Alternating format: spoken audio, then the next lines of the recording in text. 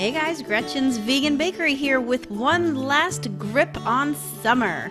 This fall weather is really not so fallish after all, so why not throw one more lick of summer into the mix? These toasted coconut caramel ice cream sandwiches are just the thing to do it to.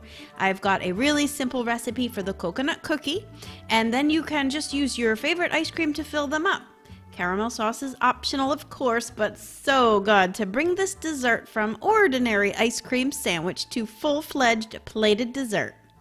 Check out how to make the cookie recipe, and you will need coconut flakes. Sweetened or unsweetened is up to you, and I do make a note about both of those on the written blog post.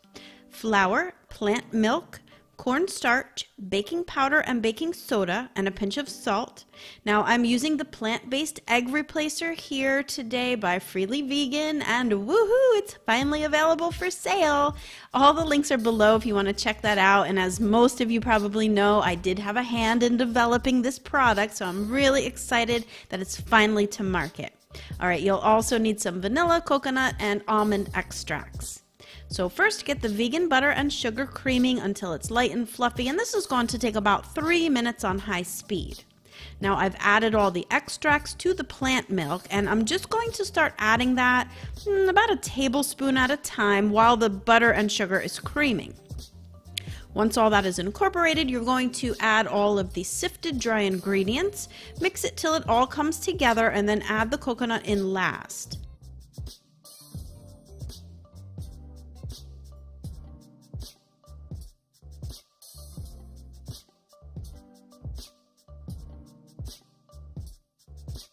Now scoop the dough onto parchment or silicone-lined sheet pans, and you're going to bake them in a preheated 350-degree Fahrenheit oven for just about 12 to 15 minutes. They really do bake quickly. Once they are cooled, you can get your ice cream out of the freezer, and I'm using Haagen-Dazs non-dairy coconut caramel, but you can use whichever one that you like the most. This is one of my favorites though.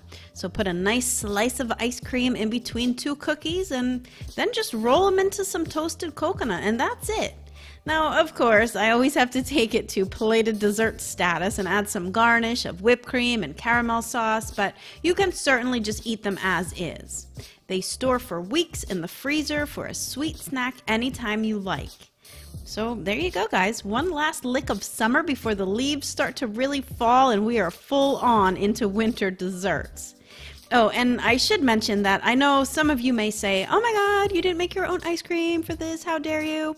Well, I have shared ice cream recipes in the past, and it just really seems like no one's very interested in making their own ice cream, especially with all the amazing ones we can find in the stores nowadays, but I will link to my ice cream recipe in case you want to try your hand at it.